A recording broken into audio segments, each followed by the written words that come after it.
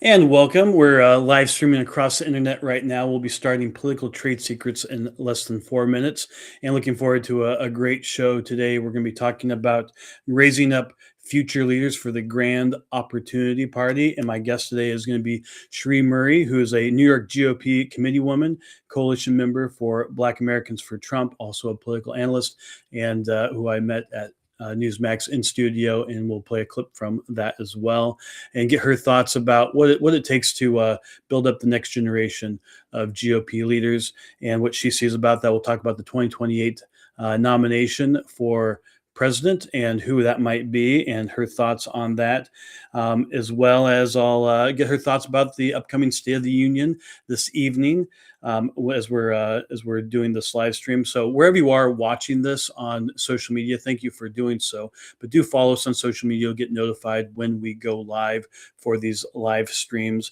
and you'll be able to get a little bit extra content like this right now, where I share extra details. So late last night, local news TV stations in Montana that we've partnered with polling in the past, they released our new exclusive U.S. Senate race poll for the state on Senator Daines, where he's at. And you can go to pollingclub.com and you can actually get the entire poll. It's very fascinating. Daines, we hear about the 2026 midterm elections and how those might be tough for Republicans. But one thing I can tell you is every single matchup that we tested. So it's possible the Democrats are trying to push an independent candidacy. John Tester is reported to be trying to get one of the former university presidents to run as an independent and try to block the Democrats from having a nominee and somehow trick people in Montana to vote for an independent who's actually a Democrat. Well, what we found out is while he does a little bit better, his name's Bodner, Seth Bodner, he does a little bit better as an independent. The truth is that Senator Daines is actually well positioned to beat whoever it is. And if it's a three-way with the Democrat, independent, and Senator Daines, it's a really big win. So that's great news for the 2026 midterm. So go to pollingclub.com. You can get all those insights. We're going to be doing a series of these kinds of Senate polls, and we really hope that people check those out.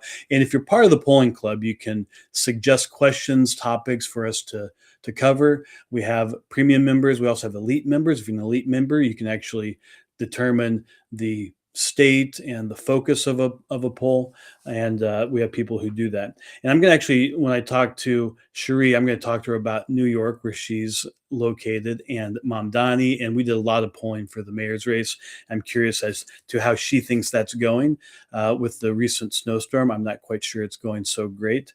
So with that, go to pollingclub.com and suggest that you can be part of our community there. And a couple of other things. If you like what we're doing, a way to help is to like, follow, and subscribe on whatever platform that you like to go to listen to your podcast or watch your podcast. That really does make a difference for the show, and we really do appreciate it.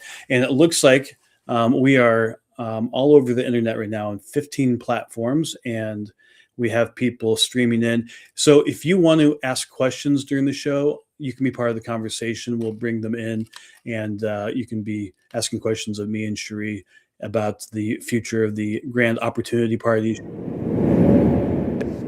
It's time for the show. Welcome to Political Trade Secrets, an inside look at campaigns and politics, where we pull back the curtain, look under the hood, and investigate all aspects of politics and how elections are won. Now, here's your host, Dustin Olson. Pollster and host of the Political Trade Secrets podcast, Dustin Olson. Dustin Olson. Dustin Olson. And Dustin Olson, pollster at American Polls. They work for both Republicans and Democrats. And he hosts a podcast, Political Trade Secrets. Oh, we love that. We like that podcast. Now, from Washington, D.C., is pollster Dustin Olson. And welcome to Political Trade Secrets. I'm your host, Dustin Olson. Thank you all for being here and for participating in the show and for caring about your country such that you want to pull back the curtain, find out how politics actually works. And really what we're here to do is to empower you, to give you maybe a little bit more understanding of how the whole machine works, politics, the media, propaganda, how people are trying to manipulate you, all of that stuff. Anyway, we're grateful to be able to kind of pull back the curtain and look under the hood and help you understand how politics really works, and why I'm very excited to have our guest today, Scherie Murray, who is a New York GOP Committeewoman. She's also a coalition member of Black Americans for Trump and a political commentator. And in a moment, we'll see her and myself in studio at Newsmax and talking about, a little bit of how, unfortunately, things have worked. We talked about the recent unprecedented and amazing level of fraud that's been uncovered in Minnesota and other places around the country, and we'll see that, and then we'll bring her in. But wherever you like to watch your podcasts, listen to your podcasts, please do like, follow, and subscribe. It really does help the show. And one of the things I want to also mention is this morning we released our new Montana U.S. Senate poll as part of our polling club community. And if you'd like to be part of helping give the American people a voice when it comes to the media and having their opinions known, you can go to pollingclub.com, join the polling club. You can do it for free. You can become a premium member also, but you get to help us determine what questions we ask the American people and help give them voice so they can be part of the conversation. And then you can help shape that conversation by suggesting the questions and topics that we cover. So please go there. Very fascinating results. Montana is a state that has moved really quickly over the last few years. And I think Republicans now could call it a safely red state. There's very few conservative Democrats left, or Union Democrats, who want to vote for Democrats, and they're now pretty much Republicans. So that's a fascinating thing. But in a moment, we're going to have Scherie Murray. She's the New York GOP Committeewoman. She's a coalition member of Black Americans for Trump and a political analyst. And I'm really going to be interested in seeing what she thinks about where the party's going and where who are the future leaders of the party and how we can raise those people up. It's something that she's passionate about, and get her thoughts on that. We'll talk about the State of the Union. We'll talk about many different issues that are important. She's there in New York City, and specifically in Queens, and where President Trump is also from. And I'd like to get her insights as to, being someone from Queens, where the president is, what special insights she might have because of that. But before we bring her in, I'm going to go to this segment that we did. She and I were on National Report on Newsmax, and you should check it out. It's every weekday morning from 9 to noon on Newsmax, and we were in there for the whole show and giving our commentary. And I thought this was a particularly good segment where we were able to talk about the situation in Minnesota and the fraud that people have been uncovering. So with that, we'll go to the clip. President Trump says California is corrupt. Point blank asking the congressman, he agreed. Your thoughts there? Absolutely. And there are more states across the country, including New York, including Illinois, including Colorado, that better buckle up and get ready for the new Assistant Attorney General, which was unveiled yesterday by our Vice President, who's going to weed out fraud, waste, and abuse across the country. Governor Newsom wants to talk tough. Bring it on. We saw what happened with Maduro. Yeah, the great point to the new Attorney General, and I think that's a big focus of this administration. And this really got busted wide open with Minnesota. Yep. And now you're seeing other states are coming. I spoke to people in Maine about this, and they said, hey, wait a minute, we have fraud in our state in regards to their main health care programs. California is sounding the alarm. There are many others. You pointed to Illinois. Talk to us about that, what we could see, Dustin, coming down the pike with this administration, with an attorney general looking into this? Well, I think it's absolutely brilliant that the administration is doing this, and of the policies that the president is pursuing. So the Harvard-Harris poll every month comes out with a poll that tracks all the policies that the administration is doing, and this is one of the most popular. 77% of the voters approve of the efforts to go within government and seek out this fraud, waste, and abuse. And that's a pretty high number. The only thing higher than that is their efforts on immigration and then reducing drug prices. So this is what people want to see happen. And one thing I would just point out is whenever you have huge amounts of money in a situation and you have no oversight, you have a 100% guarantee to have fraud. And I think for some of these people in California and other places, this is a feature, not a bug. They like to have this. Will this come back to haunt, to your point, Dustin, will this come back to haunt Governor Newsom, where he says, bring it on, the investigation? Absolutely. I mean, President Trump's administration, they don't play any games. We've even seen the Agriculture Secretary, Brooke Rollins, ask for SNAP recipients' information to be turned over to the federal government. So it's just a matter of time until they clamp down on the fraud, waste, and abuse across the country. All right, Dustin, Scherie, thank you very much. All right, and we'll bring in Scherie Murray, and really great to have her with us today. As I mentioned before, she is a New York GOP committeewoman, as well as a coalition member of Black Americans for Trump, and of course a political analyst, as you got to see there. And I think that was a lot of fun being there that day, and Sean does a great job with the interviews. And with that, we can bring up Scherie now.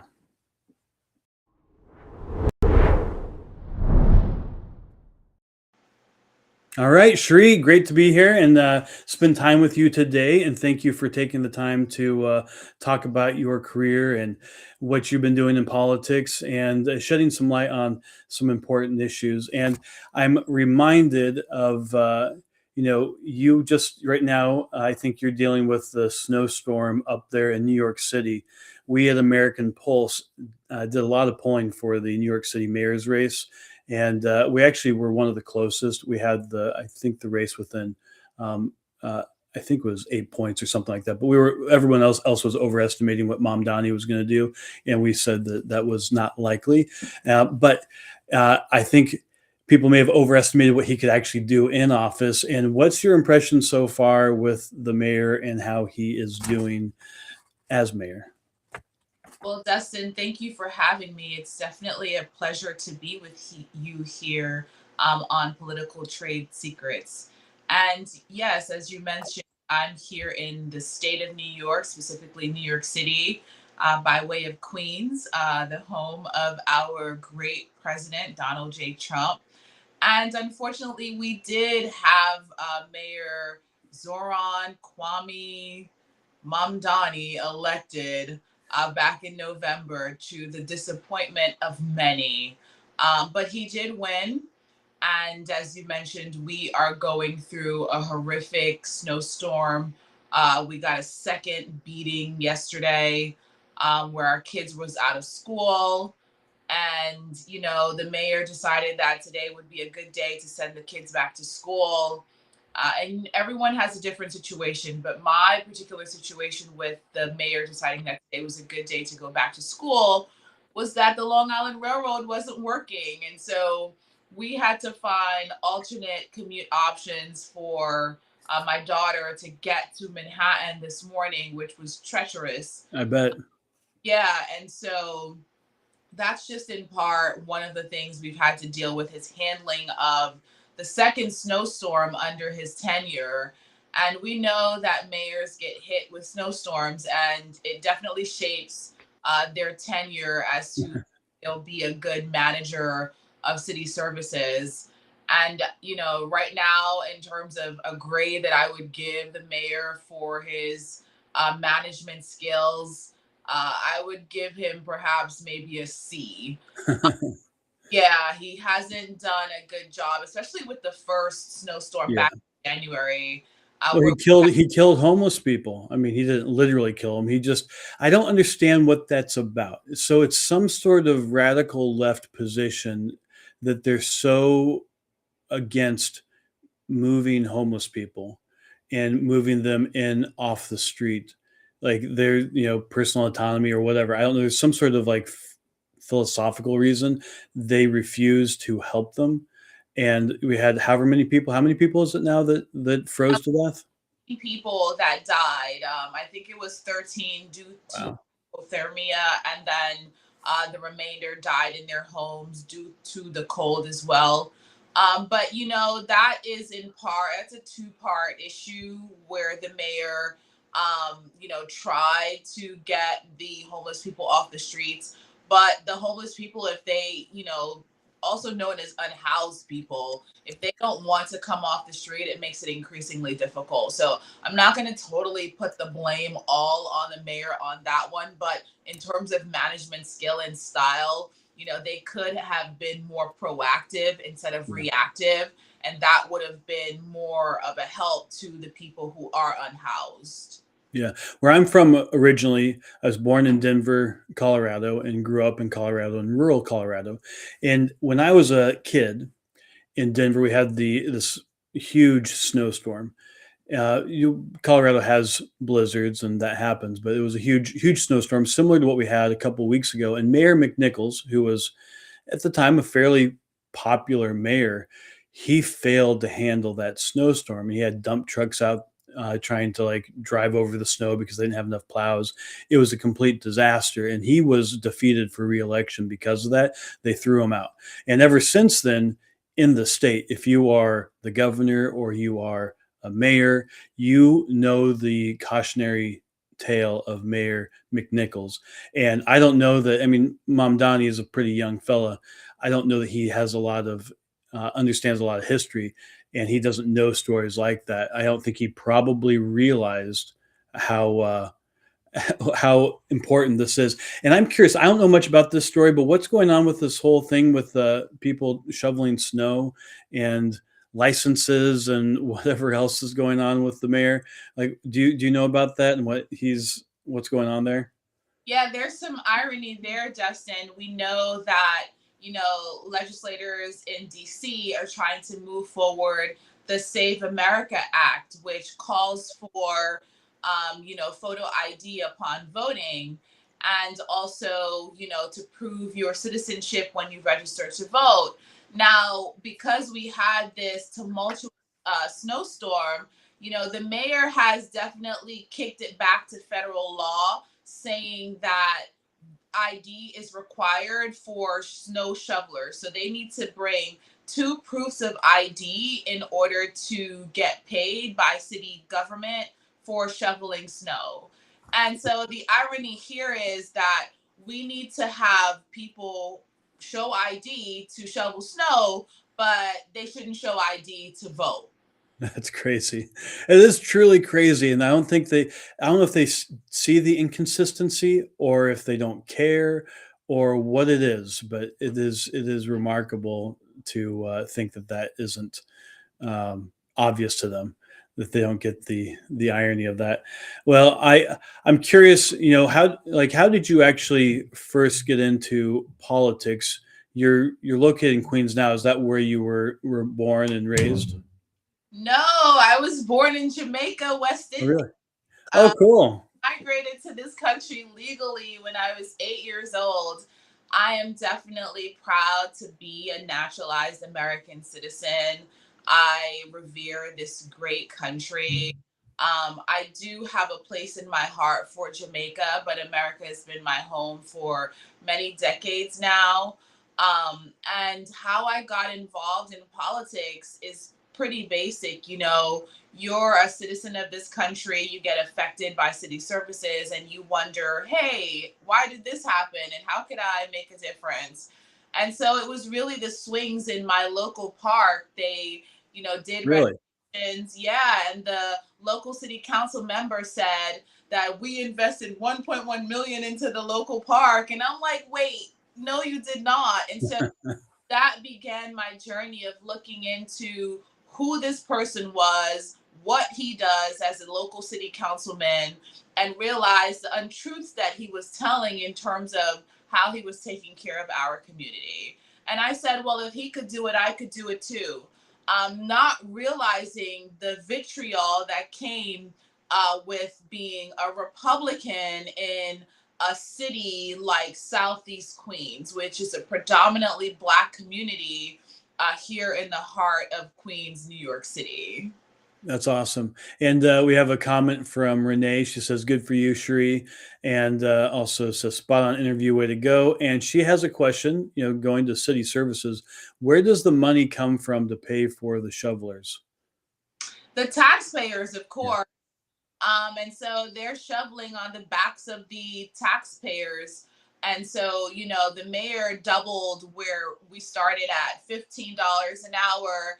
Now they're up to $30 an hour, and up to 1 p.m. today, which I think we just passed that threshold. You can report to any sanitation facility and get your shovels as long as you have your 2 pieces of ID and start to shovel snow. That's fascinating. It's just fascinating, the whole situation. Now, so you grow up in Queens. It probably a little bit of different experience than Donald Trump had growing up in Queens.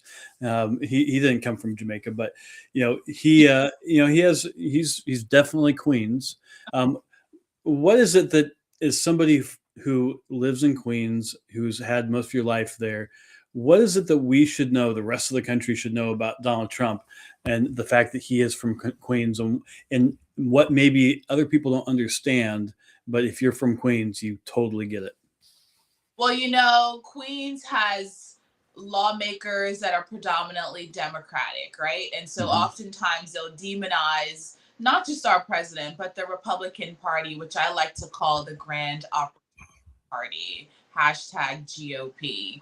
And so, not everyone here in Queens hates Donald Trump. There is a MAGA movement in the borough of Queens as well. When President Trump came to New York City, he didn't come to Queens, but he came to the Bronx. Yeah. But hundreds and hundreds of people from all over, New York City, New York State, totaling up to thousands of people came to see him. And he's always going to have that Queens love. He's from here, and no one can ever take that away from him. Well, is there a little bit of the stuff that shocks people? Is that Queens, or is that just Donald Trump? I would think it's President Donald Trump. He doesn't hold back. And so I think that's what some of us may love about him, but it's a double-edged sword where some others may not appreciate his candid manner. Yeah. Well, I think it's a feature, not a bug, in my opinion. It's what gets a lot of things done. Now, so you got involved because of the swings and in the park, and were you a Republican or Democrat at that time, or didn't really think much about it, or from being an immigrant to the country and being a little bit more probably aware of even more of the American founding and principles, I'm guessing more so than a lot of people who were native born. Is that what it was? What was it that had you decide I'm a Republican? Well, that is a great and fascinating question, and I won't go too far into the weeds, Dustin. But what I will say is, as all migrants, when they come to this great nation, depending on the state that they migrate to, here in New York, it's a predominantly Democratic state. And in order for you to participate in local elections, those elections during the primary season are mostly Democratic. So we always fall into that Democratic voter registration. But for me, when I was in college, I actually learned more about American history and the founding of the political parties. And I learned that the Republican Party was the party of anti-slavery. It was the abolitionist party. And going a little bit deeper into my family history, migrating from Jamaica, I talked with my mom, and that was a very important conversation when I decided to run for office. Where should I stand on this issue? And she told me that our party affiliation in Jamaica was the Jamaica Labor Party, which is a conservative movement, and we had strong allies with the Republican Party. So it all came full circle and made a lot of sense when I decided to run as a Republican here in Southeast Queens. That's a fascinating story. So that political party there I think most Americans would assume because it has the word labor in it that it may not be the conservative. But that's the thing about comparative politics to countries around the world is that you can't just assume based on the labels. It's not as always obvious. But so, what was their movement there, and if they've been in power, or what? Tell us a little bit about that. That's interesting to me. Yeah, well, the Jamaica Labor Party versus the People's National Party. So you have the JLP and the PNP. We're talking about Jamaican politics. I love it.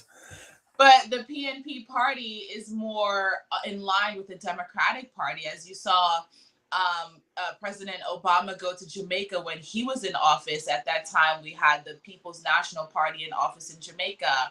And most notably, he went to Jamaica during that leadership time and, boasted Wagwan Jamaica, Mhm. and so that was a very memorable moment.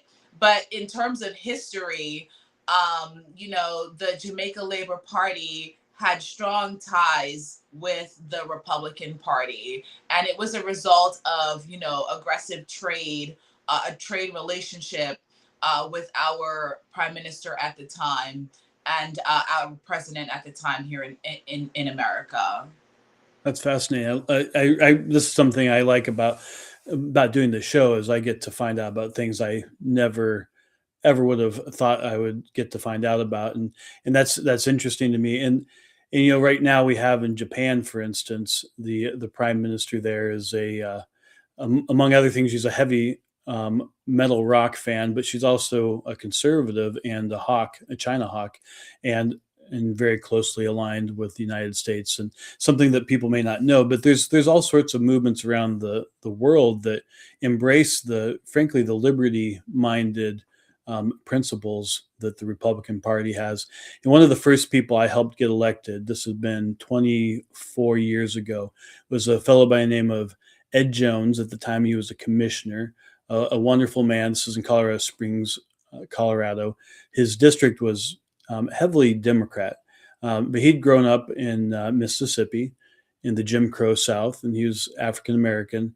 And he was a Republican because for his family, that was the party that advocated for him to be able to vote or easily vote, and didn't try to block him. And that for me early in my career had a big impact. And it's not surprising that the biggest issue that he focused on was education, and he actually is the reason why Colorado has charter schools and expanded educational choice. A great man. He hasn't been involved in politics for a while, but anyway, that for me was the moment I got the bug, because his being elected from a Democrat leaning district actually flipped the Senate in the state, which was what allowed them to be able to get these things passed, which was pretty cool. Yeah, that's awesome, Dustin. And when I got the bug, after learning more about the Republican Party's history, I ran for office. I ran for, municipal office as a city council. I also ran for assembly, where I got the support and endorsement of the New York State Republican Party. And the party leaders was, definitely very impressed, where they asked me if I wanted to serve as a state committee woman. And so from that point on, I was duly elected as a state committee woman representing Southeast Queens here in New York City. That's awesome. And what does it take to run for that? Is it a pretty aggressive campaign, or how does that work? Northeast politics for a lot of people in the rest of the country generally is more aggressive than politics in other parts of the country, and people do take it seriously. What's that like running for those offices there? Well, running for elected office, such as a city or state or even a federal seat, which I did also run against AOC back in 2019, the position that I'm elected to right now is a party position, which I serve on the hierarchy of the New York State Republican Party. And in my role as a state committee woman, what we really do is field candidates for public office. We help our candidates get on the ballot. In fact, I think I shared this story with you as a state committee woman, going around, just talking to my neighbors in my community when it's that time of the year to get signatures for our petitions to get our candidates on the ballot, Right. I actually registered a young man who ended up some 10 years later coming back to me and saying, hey, you registered me to vote as a Republican 10 years ago, and now I want to run for state assembly. And I ran his campaign. That's awesome. So that goes to something that you're passionate about, which is building up the future leaders of the Grand Opportunity Party, and that's a great example of being out there talking to people and encouraging someone to be engaged, and then they end up being a candidate themselves. But what is it that you think the party has been doing well when it comes to fielding candidates, and what is it that you think that maybe they're not doing as well, or maybe there might be something missing that if we were to do it, it might make a difference? Well, Dustin, you're in the numbers business, right? With polling, right? And Mhm. that's just one aspect of it. When we look at races, oftentimes, party leaders look at winnable seats where their money would be best invested. And that's also a numbers game.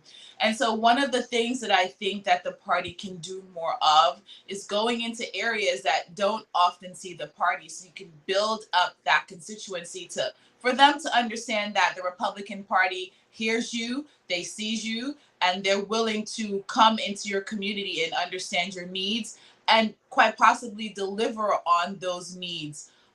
And so that's, I think, an area that we can be, strengthened in.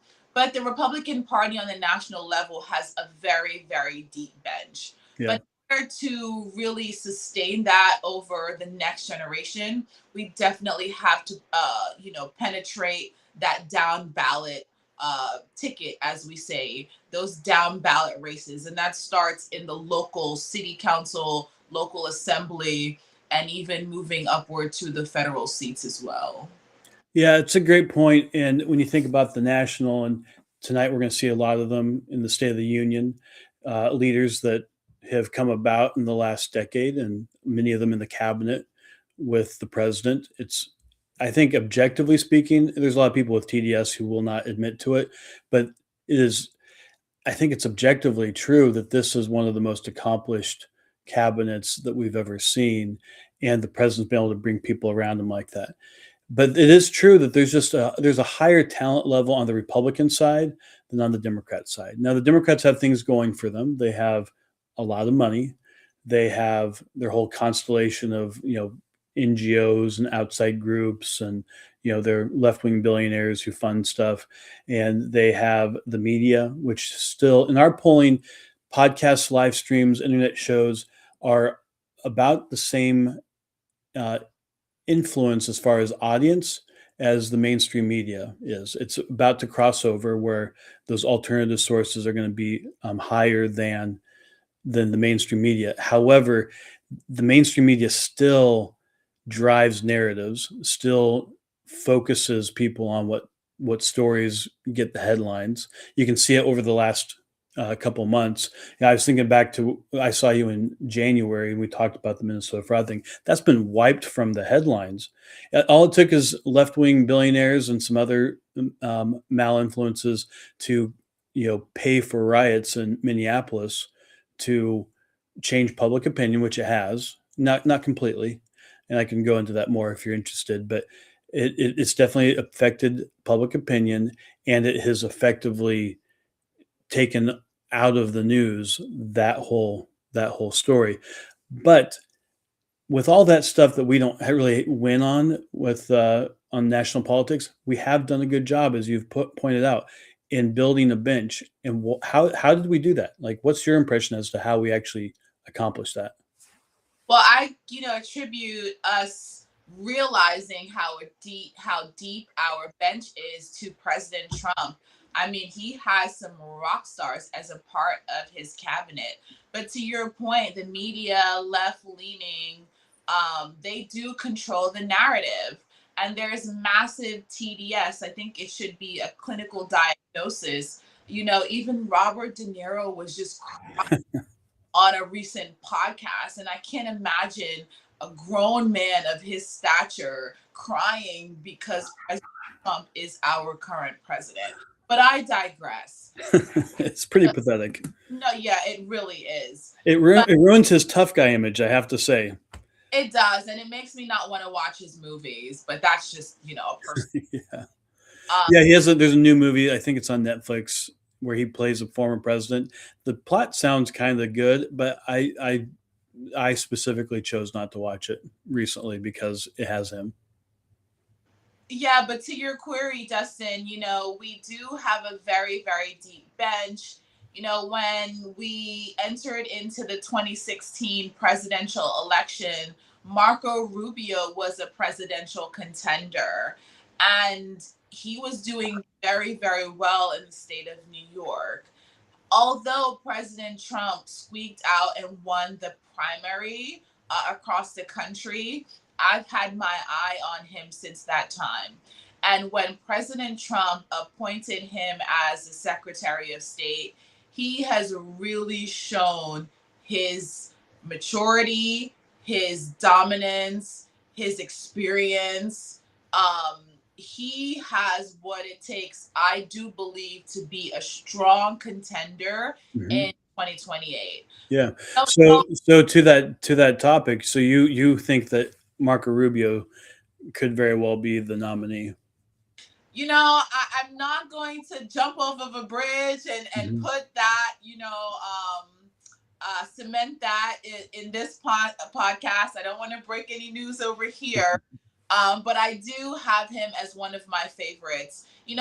Vice President J.D. Vance is our current vice president, and we often see the vice president, after the president's tenure has concluded, go off and try to vie for the presidency. That's going to be an interesting, take, as we have those two rock stars at the very top of the ticket.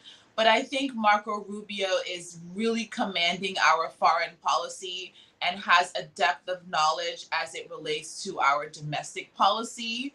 And so I'm interested to see what that ticket would actually look like. Yeah, and we have a comment from the audience. Absolutely, he is a true statesman. And by the way, wherever you're watching, if you're watching this on the live stream, or if you're watching it later on a podcast, you can go ahead and post comments or reviews, and we will follow up with our answers. But feel free to ask questions and join the conversation right now. I do think that. So I'm not making any news either, but I do think there's going to be a bit of a campaign of people who are going to be trying to recruit him to run for the presidency. And I think it's smart for him to not actively seek it and have it thrust upon him if that's what happens.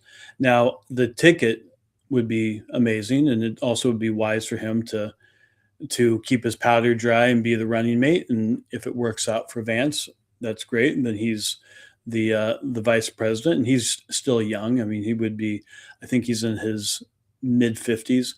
He would be in his mid 60s when he gets to run for president. So, all that could work out pretty well for Rubio, and you just have even more experience.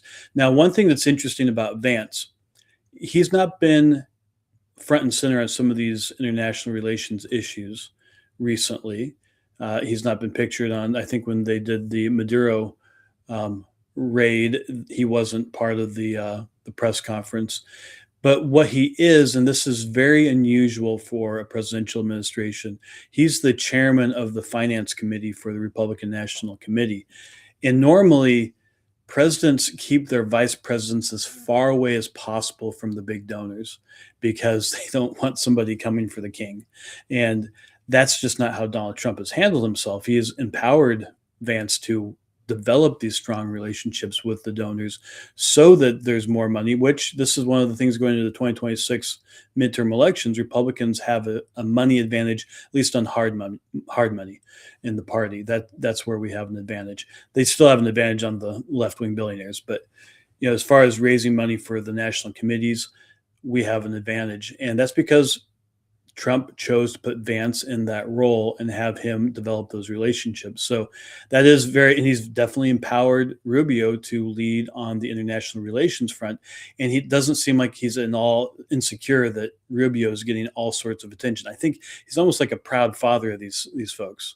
Like he likes seeing them do well on the national stage.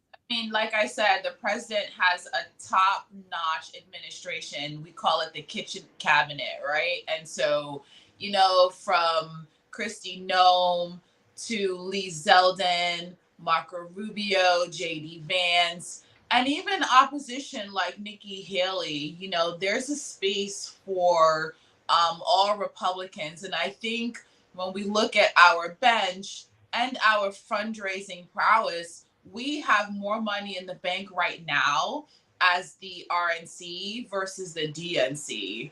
And as we're going through this midterm elections, we see President Trump out on the campaign trail as if he was on the ballot.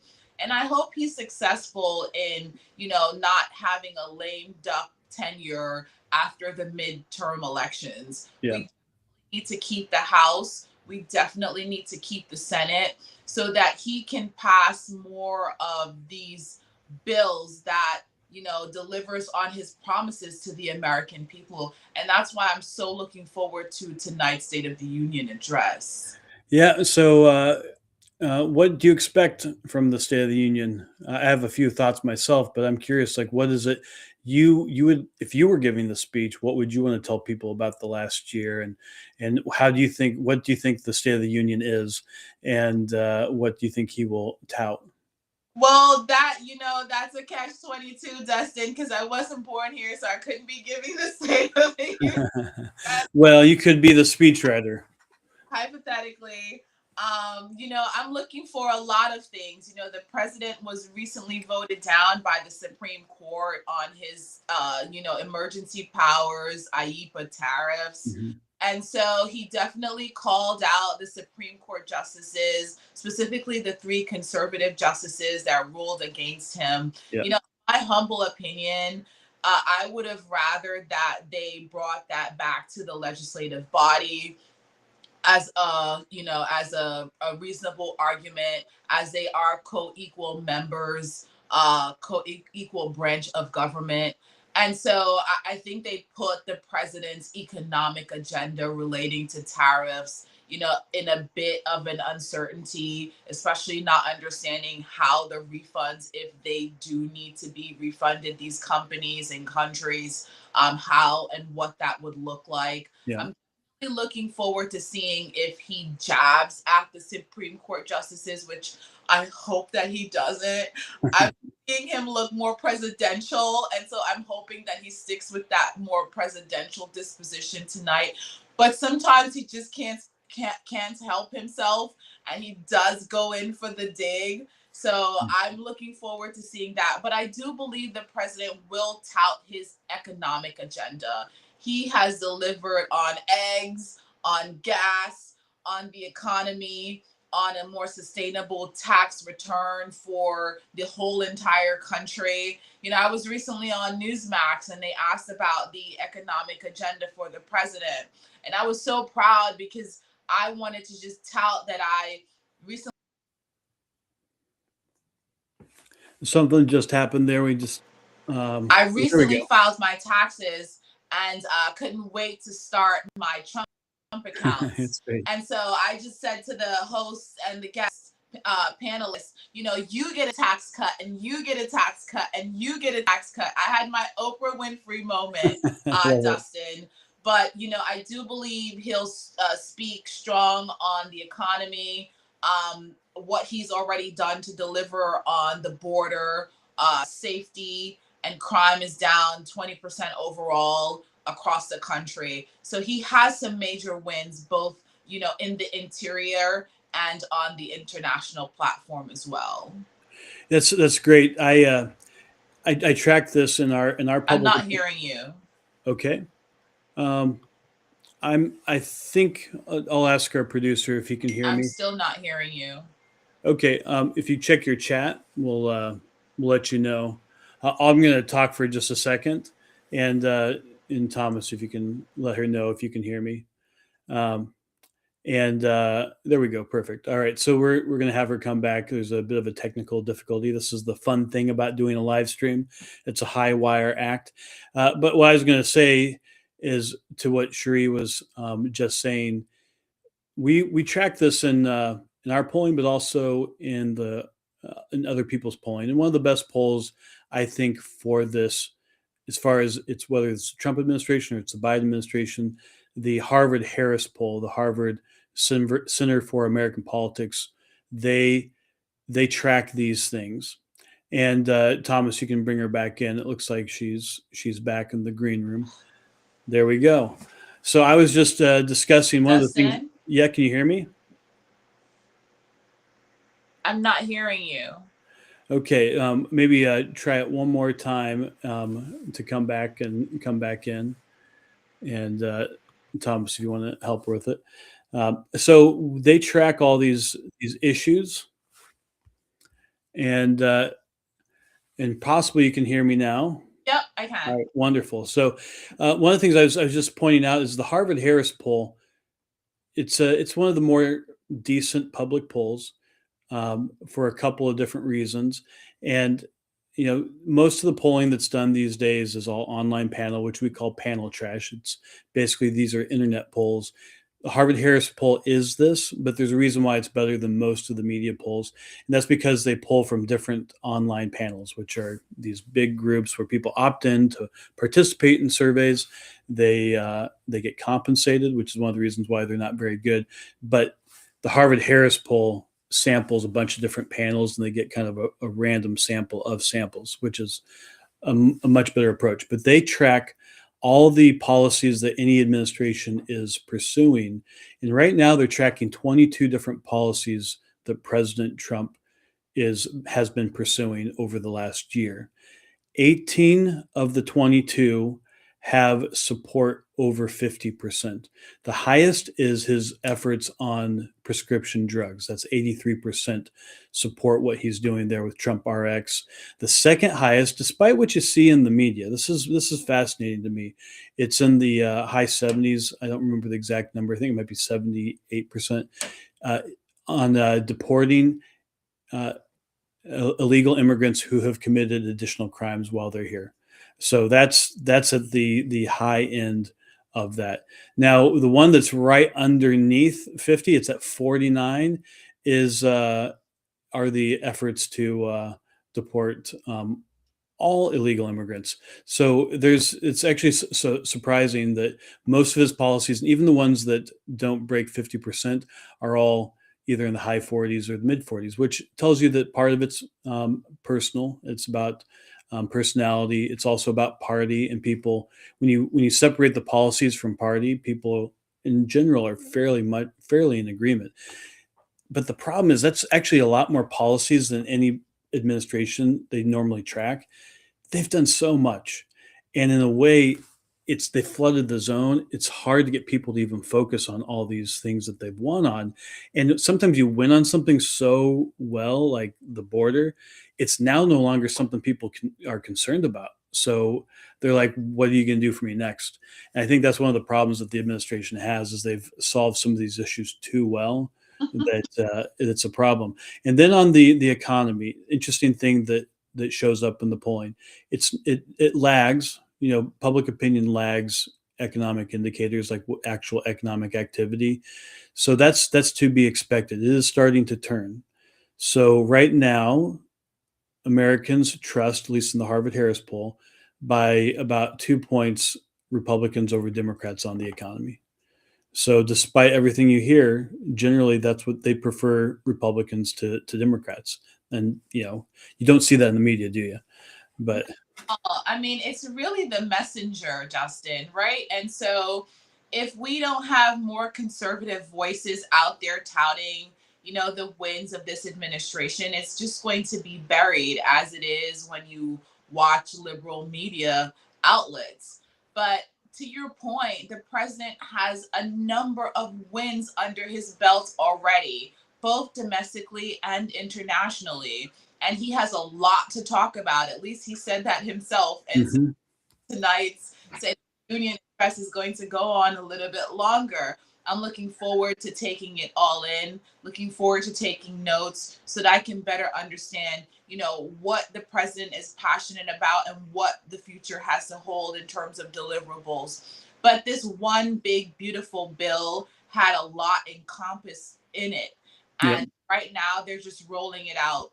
He just needs good messengers, good ambassadors out on the campaign trail along with him to really allow the American people to understand that his policies have done wonders for the American economy, for our safety, for the interior, for our international relations.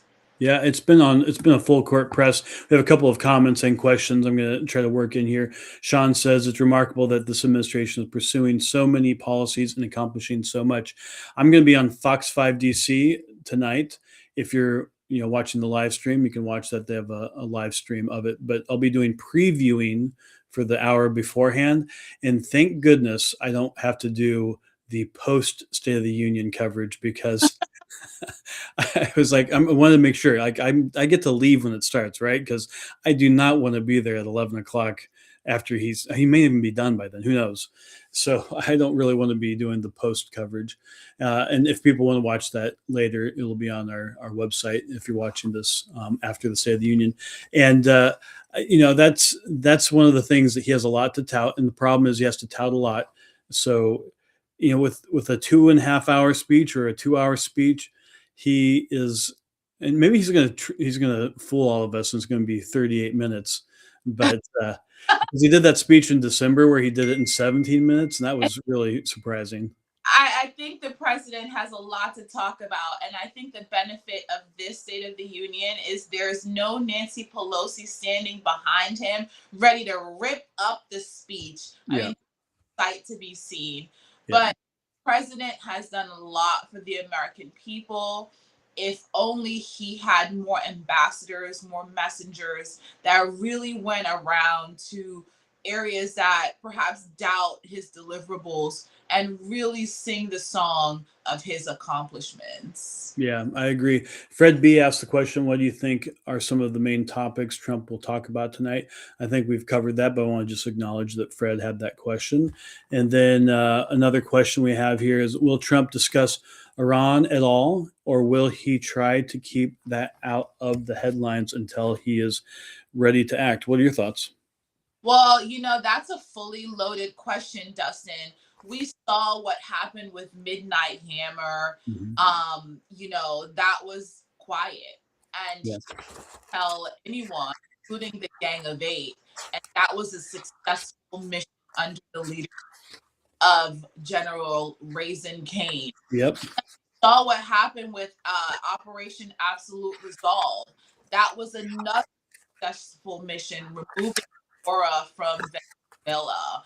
And so, the president doesn't put out what he's going to do. And if he's going to do something militarily, he's not going to announce it to the world. I mean, we're posturing now closer to our ever have before. Have a lot of our naval on standby. And so I'm hoping that a deal is made so that Iran doesn't feel the wrath of, the American might. But President Trump has really delivered peace through strength. And that's what we're seeing now on the national stage. Yeah. It's interesting. I was reviewing some of the surveys that I've been tracking in preparation for today. And one of the things I think is interesting is that most voters say Iran is trying to rebuild its nuclear capability, which I think is not surprising. Additionally, they do not currently believe the U.S. should retaliate against Iran for its attack on protesters. Something I think has been a shame about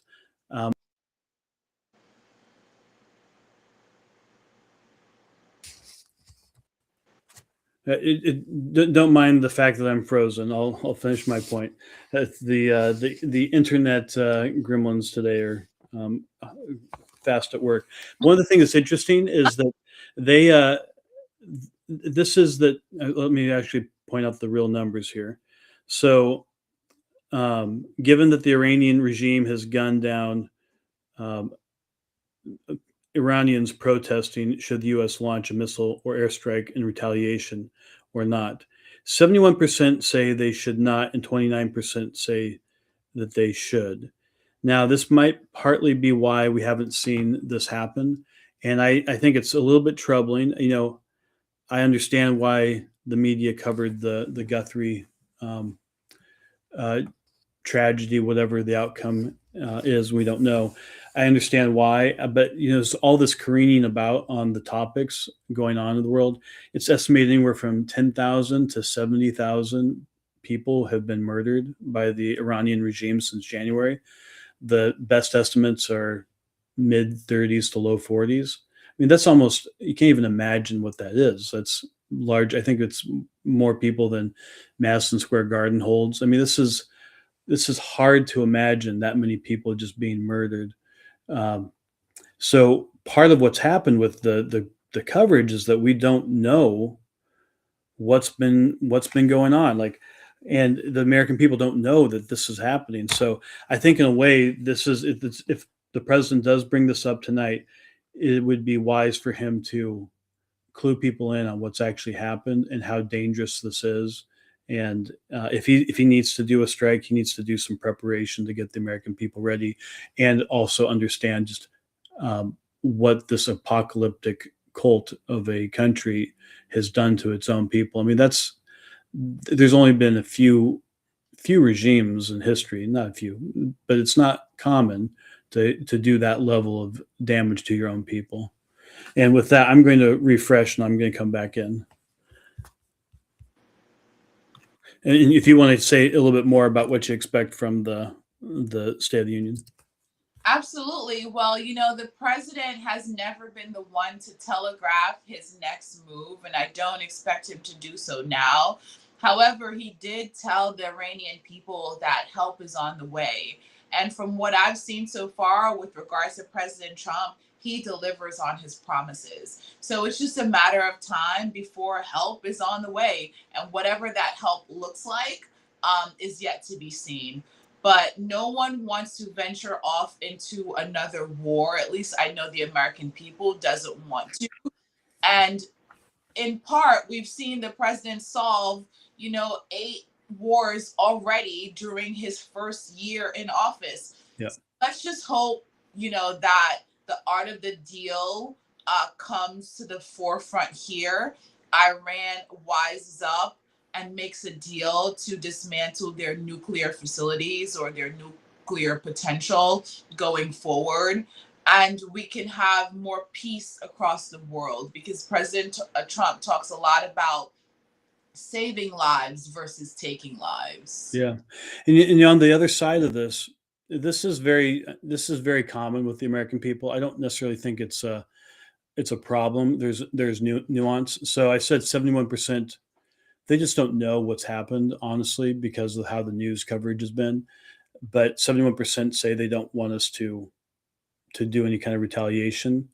That's Dustin. And then we know that, the Iranian government cut off, the internet for, their people. And so it was very hard to really get accurate numbers and to get a sense of what was really happening out there, thanks to Elon Musk, delivering Starlink, where at some point they were able to get intermittent internet, so that, news can come out of the country, so the American people could have a better understanding of what's going on. But it's suffering, for the Iranian people under the current regime. And, only time will tell what's really going to happen. But I do think that our president, Donald Trump, wants peace, not just in Iran, but across the entire world. Absolutely. Well, on the flip side of that, so 71% don't want the retaliation for it. At the same time, 76% believe that it's in our interest to do whatever we need to do to stop Iran from obtaining nuclear weapons. So that's part of the conversation. So in a way, from a persuasion perspective, the American people are already on board. In our own polling, we did a big Iran poll last summer after Operation Midnight Hammer, and it is, in our polling, it was in the mid 70s as well. People will not tolerate a nuclear Iran. They will not tolerate it. Americans believe, in our polling, 71% believe that if Iran had a nuclear weapon, they would use it against us or our allies or Israel. They would use it. and they would kill untold numbers of people. So the American people they're pretty sharp when it comes to things like that. I want to come back to one thing from your background. So you're a coalition member of Black Americans for Trump, and I'm curious how that came about and what all the organization has done and what's been its focus and what people should know about that effort. Well, I was reached out to by, someone in the administration and asked if I wanted to be a member of the coalition, and I happily obliged. I've been in leadership here in my community at the grassroots level for, many, many years now. And I think that's, been noticed, locally with the state party and also the administration. I'm honored and humbled to be a coalition member.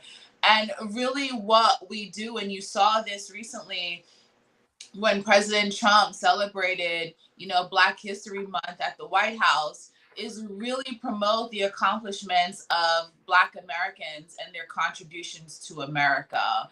And so anyone who says that the president is racist, I'm a big supporter of the president, and I speak to the contrary of that sentiment. We've had the likes of Hillary Clinton, Joe Biden, Joy Reid, AOC, Bernie Sanders call President Trump a racist, among others. Yeah. And he's not a racist. He's done a lot for African Americans. In his first term, he delivered the Platinum Plan, which outlined a comprehensive set of accomplishments for the Black community. He passed the First Step Act, the Second Step Act. He funded historically Black universities and colleges to an unprecedented amount. He funded Black churches. He delivered the Tax Cuts and Jobs Act, which brought, great jobs to local communities across the country. He had the lowest unemployment rate.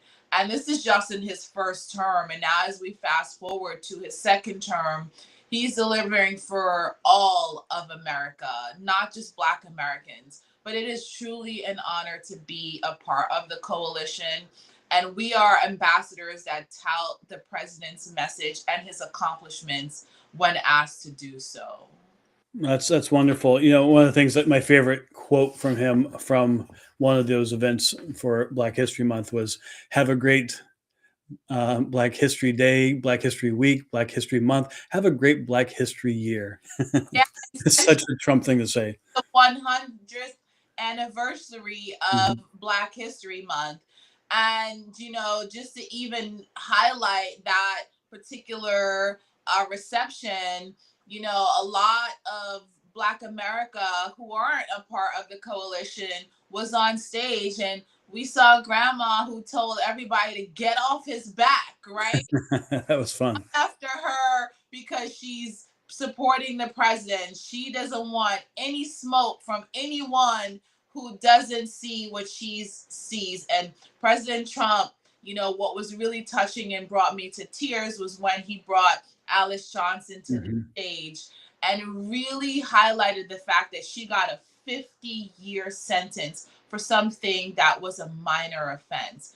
Yeah. And said she did the crime, but the time was exaggerated, and he exonerated her and further pardoned her. And now she is his pardon czar, giving opportunities for those who have been wrongly incarcerated or have been giving a too much of a lengthy sentence. So kudos to President Trump for really peeling back the layers and really trying to help the Black community. Unlike our Black president, who didn't do much for the Black community. Yeah. It's one of the most amazing just individual stories. I put it in, one of the amazing American stories is Alice Johnson. And, in the first term, she was in prison, and now she's in the White House. Like, she has a White House job. That is such a remarkable, shift, and only in America. Totally. It's so amazing. And and she's obviously doing a great job with it, and she understands it, and uh, to a at your bone level that other people wouldn't understand, and I just find that pretty remarkable to see, and that's something that he does is he reaches down, he grabs issues and brings them up and highlights them, things that other people have ignored.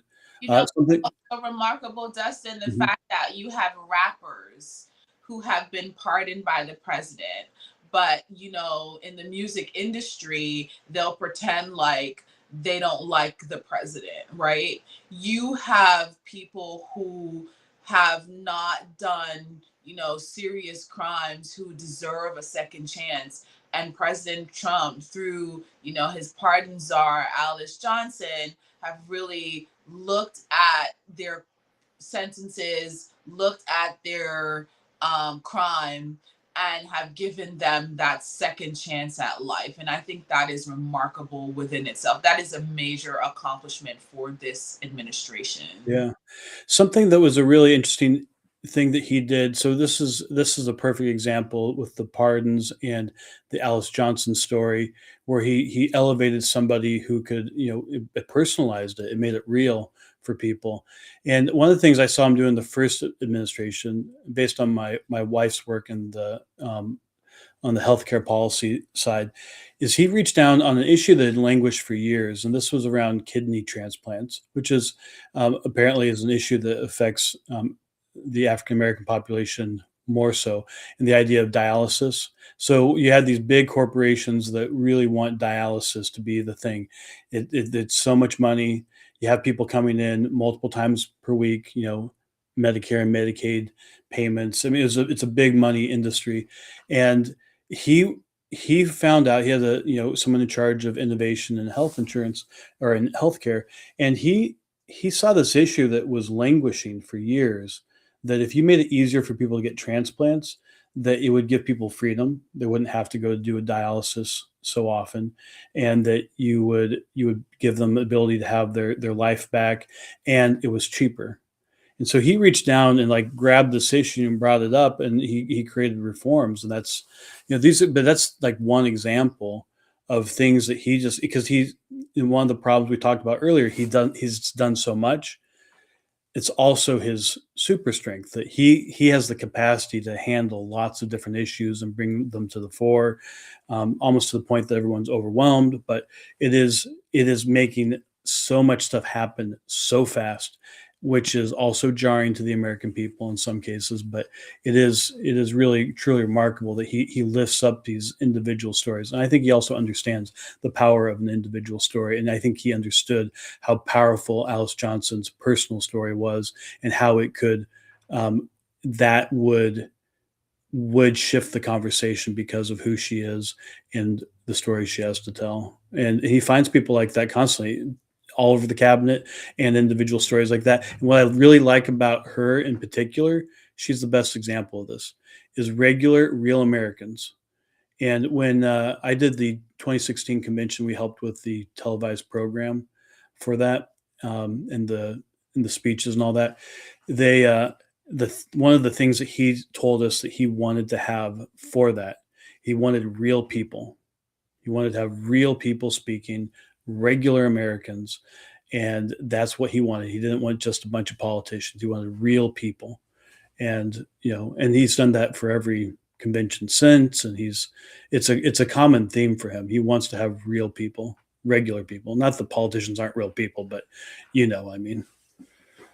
I absolutely share your sentiment, Dustin. And to bring this whole conversation full circle, with our conversation about raising up leaders and the next generation of the Grand Opportunity Party, that is precisely what the president is doing. And that's why we have a deep bench. And I look forward to, new faces running for office, cultivating new candidates for public office here in New York City and across the entire country. I think what the president has done has laid out a playbook for the Republican Party to continue to win and win and win. That's great. So one of the things I want to leave people with is how people can work with you, how they can be a part of what you're out to accomplish with, raising up the future leaders of the party. What are ways that people, what would you like to promote, and how can people work with you? Well, right now, I am looking for candidates who want to run for public office. That deadline is vastly approaching as petitioning actually starts today. Wow. But there is a short window of opportunity, but this is specific to New York City. We don't want seats to go uncontested. That's how the Democrats continue to win. And, what is a win for the Republican Party? In a state like New York, it's really championing our message, going into communities that doesn't often hear our Republican ideology, our Republican messaging, and sees our Republican candidates as a reflection of the communities that they're trying to represent. And so, I'm active on social media platforms. If any of your viewing audience is here in New York and they're interested in running for office at any level, they can definitely DM me. I'm Scherie Murray on all social media platforms. Just check the spelling on the chyron below, and I'll be happy to reach out with you. And so I'm putting my energy right now into really just cultivating candidates for public office, as we have our recent slate from our NYGOP convention outlined, with Bruce Blakeman at the top of the ticket, and an incredible down ballot ticket with the potential to win here in New York State. And I'll leave you with this, Dustin. When President Trump ran here in New York State in the 2024 elections, he got 3.5 million votes from the state of New York. Yeah. And if we backtrack a little bit, when Lee Zeldin won for governor, comparing statewide numbers, Lee Zeldin got 2.7 million votes. Now, Kathy Hochul got 3.1 million votes. And what that tells me is that from that gubernatorial race 4 years ago to the president's win, 2 years, back in 2024, we picked up an additional 400,000 votes on the Republican Party. Yep. So I'm asking President Trump if he's watching your podcast. So please come back to New York. We need you to come and rally the base. Because if Kathy Hochul's threshold is 3.1 million and President Trump got 3.5 million, Bruce Blakeman could be our next governor of the state of New York. That would be amazing. And it's possible. Massachusetts had a Republican governor for 8 years recently.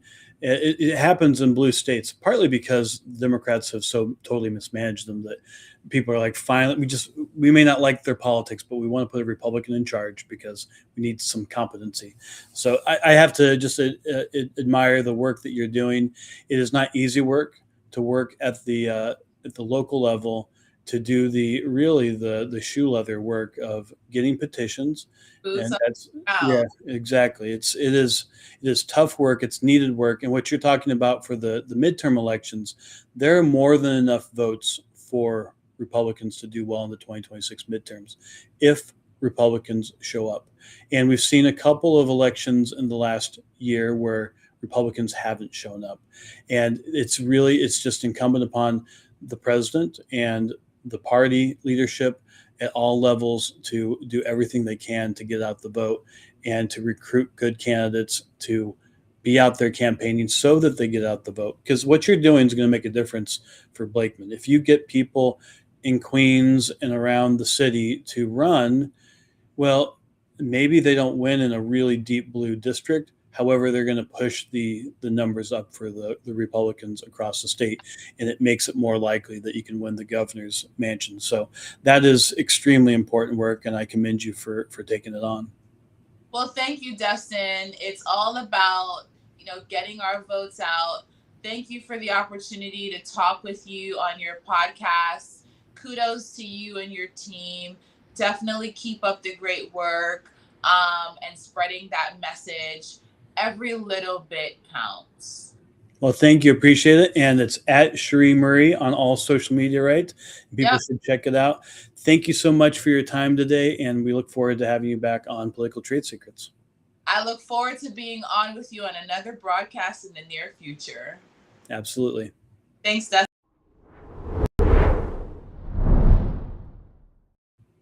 So that was Scherie Murray, and you can find her on social media at Scherie Murray. And I love what she's doing there in New York City and Queens, and working at the local party level. That gave you a sense.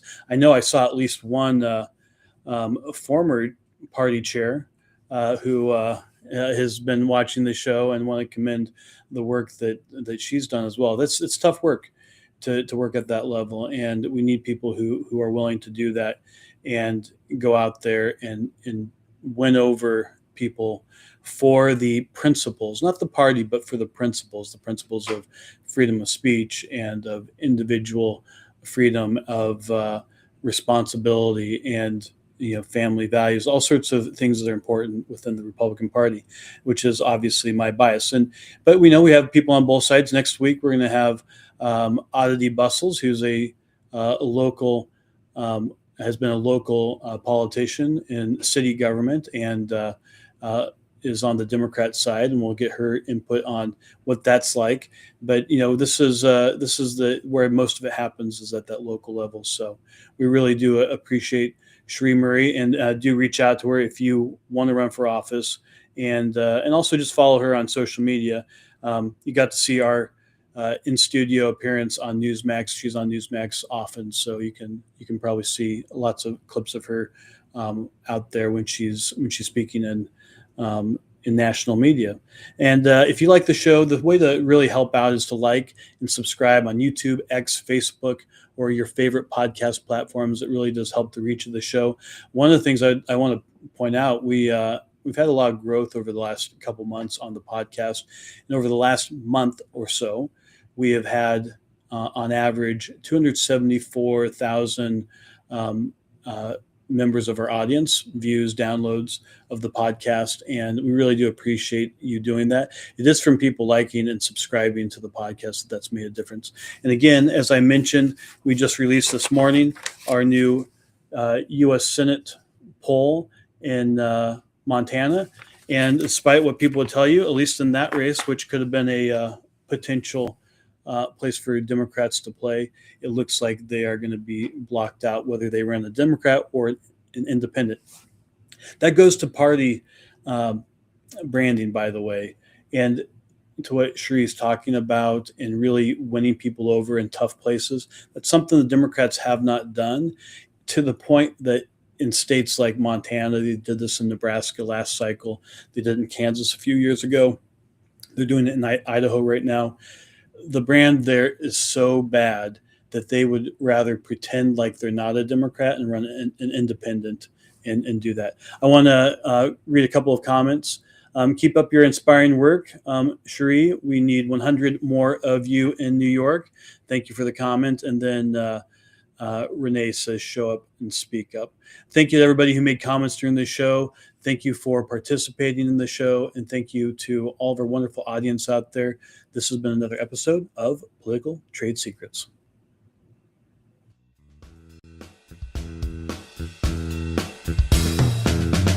Join us next time by subscribing on iTunes, and get show notes and sign up for our newsletter at politicaltradesecrets.com.